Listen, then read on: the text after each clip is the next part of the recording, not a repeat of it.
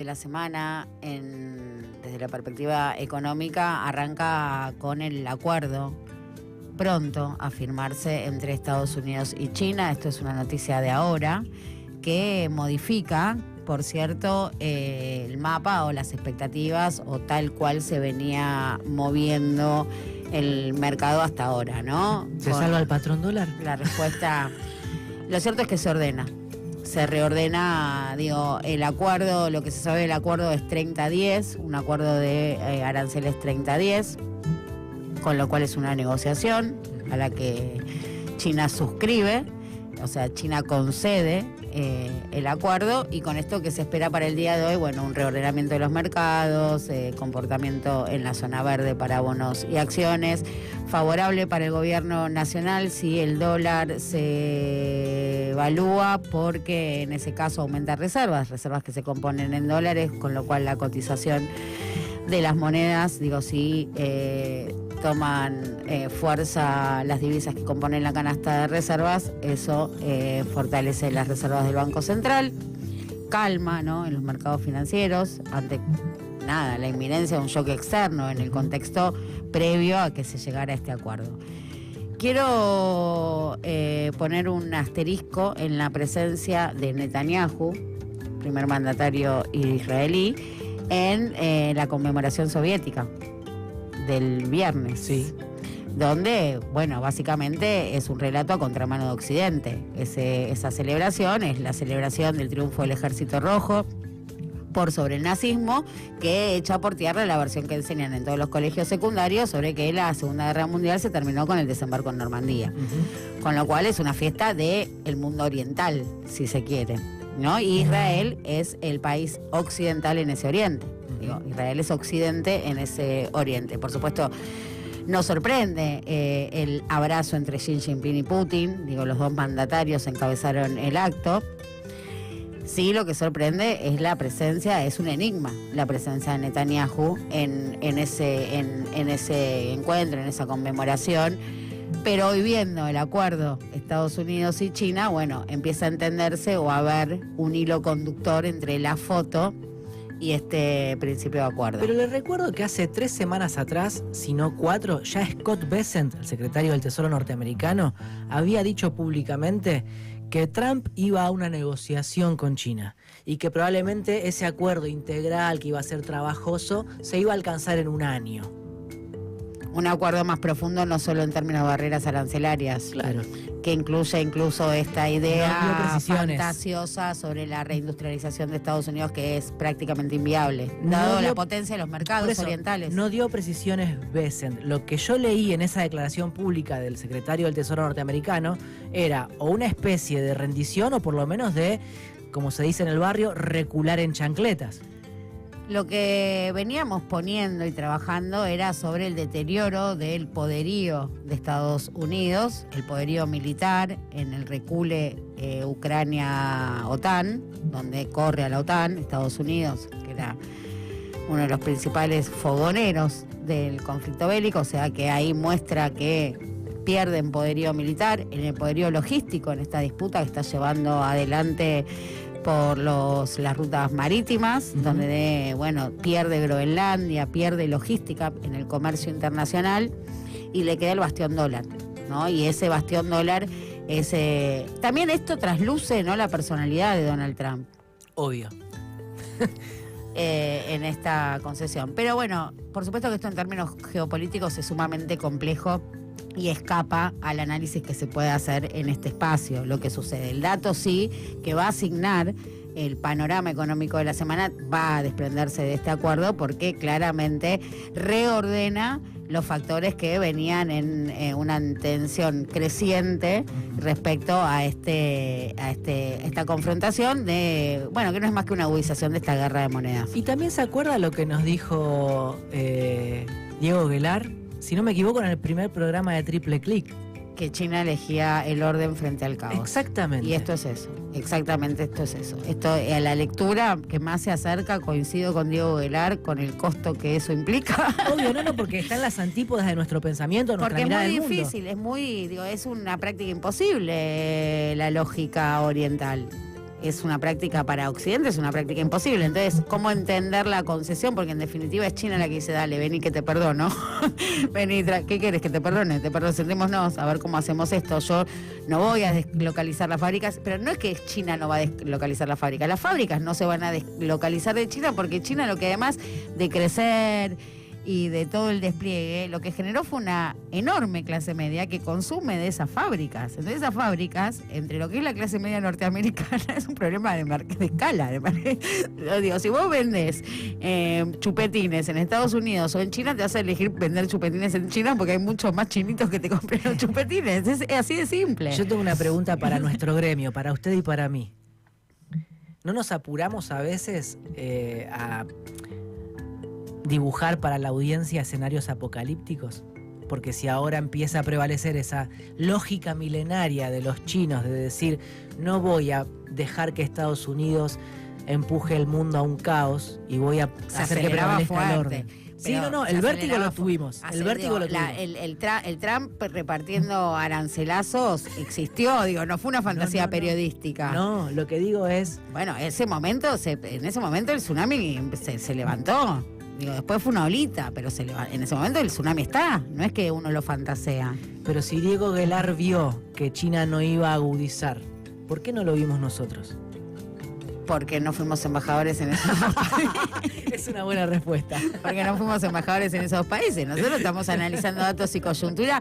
Menos mal que existen los que nos traen las tendencias. Porque, sí, no, pero esa es la carencia de la coyuntura. Mi inquietud es genuina, ¿eh? Pero por supuesto que, para llegar a un análisis cabal y certero hay que tener perspectiva histórica de la cual carecemos los que estamos en el ejercicio de la coyuntura. Pero gracias a Dios que tenemos quienes nos aportan las tendencias. Y acaba de decir gracias a Dios. Gracias a Dios. A la Virgen.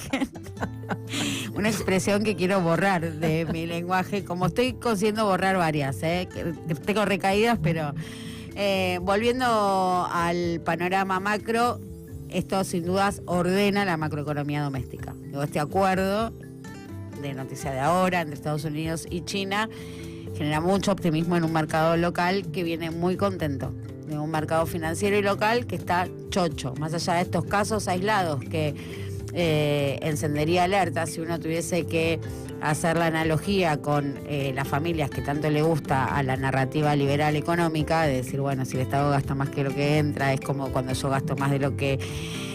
Si vos tenés en tu familia a tu hijo con un brote, como es el caso de Albanés y la empresa energética, los Grobocopatel también brotadísimos en terapia intensiva. Bueno, uno podría pensar que el virus está en casa. Y 3 de tus hijos están enfermos. Uno diría, hoy quizás ahora próximo me pasa a mí. No sé si es una analogía válida, pero siguiendo la misma lógica liberal sobre la economía. No es menor que hayan quebrado jugadores muy importantes de sectores estratégicos como es la energía, como es el complejo agroexportador, y esto, es concedido por todos, hay pleno consenso que tiene que ver con que se sobregiraron de deuda, que la deuda es como la falopa y en esos niveles estamos. Es impresionante el fenomenal aumento de la deuda vertiginoso que está teniendo la Argentina desde que asumió el gobierno de Javier Milei, 480%.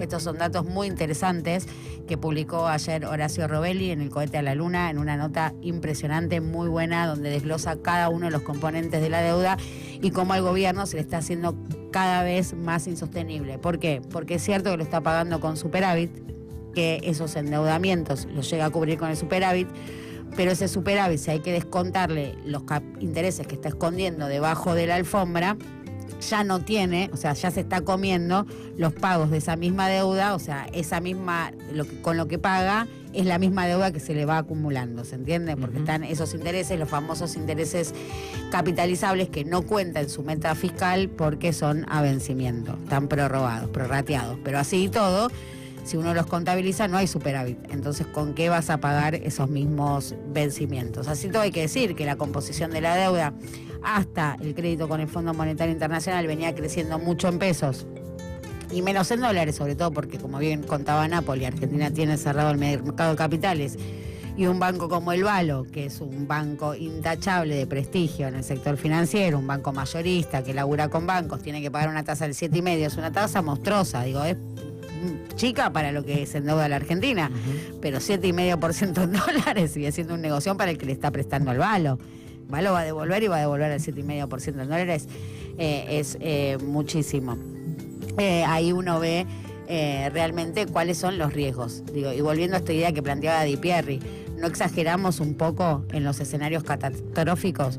Acá no hay una catástrofe inminente, todo lo contrario, la pregunta abierta es, ¿esto perdura? ¿Sí? Digo, lo que vemos es que aguanta, sí, o por lo menos lleva 17 meses, llevamos de gobierno, donde en cada conejo blanco el gobierno gana una vida, y en estos conejos blancos que va sacando de la galera donde sostiene el esquema con su base de sustento, que es el bloque de Poder Real, compuesto por el Club Energético, sin el complejo agroexportador, al que ningunea bastante, y hay que decirlo, pero sector financiero y complejo energético, sí, parado sobre esos dos apoyos, con esos dos apoyos, esa B que se recupera, muy vinculada a estos dos sectores, porque cuando vemos la recuperación del nivel de actividad está vinculada a esos dos sectores. Cuando se hay recuperación heterogénea, bueno, heterogénea no, ganan dos tipos, o sea, está ganando plata 2, 3 tipos, y si vemos cómo es el desempeño de salarios y consumo, es una L pronunciadísima, más que una L, es una I latina, sigue cayendo infinitamente. Bueno, ese esquema es sostenible. Lo que estamos viendo es que ese esquema es sostenible. Ese esquema es sostenible en una Argentina que ostentaba su grado de organización social, de sus instituciones, de sus sindicatos. Bueno, lo cierto es que con 17 meses acumulativos de consumo en picada y de salarios en picada, donde incluso le están por anular, digo, ya se le anularon, ¿no? La paritaria Cavalieri. Digo, hay que anularle una paritaria Cavalieri. No se apresure, es voluntad política, bueno, por lo menos está la voluntad política explícita o el planteo. Digo, esto también hay que decirlo, digo, no hay muchos gobiernos que han osado confrontar con ese, que era también un factor de poder real. Decís, bueno, ¿dónde están los resortes, la contención en estos sindicatos, no? Aparte, este gobierno y volvemos a la idea de la democracia con pero esto, este gobierno echó al secretario de Trabajo que se sacó una foto con Cavalieri en diciembre del 23. Cavalieri quiso acordar con este gobierno. Por supuesto, eso es lo que digo. No, ya sé.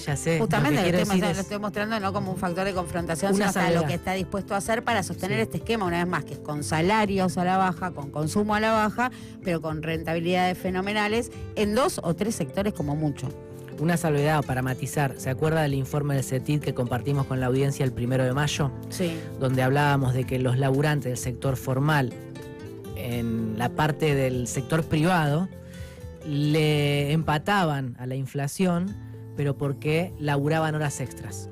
Claro. No porque tuvieran incrementos en paritarias que empataran con la inflación, sino porque trabajamos más horas. Trabajaban más tiempo. Y esas horas que trabajan de más responden a 2 factores que pueden irse a la mierda en cualquier momento. Por un lado, trabajan más porque no toman nuevos empleados los empleadores, pero justamente hay una fragilidad que es que cuando el consumo siga cayendo en picada, como usted describe, no va a haber movimiento económico que requiera que esos laburantes laburen más.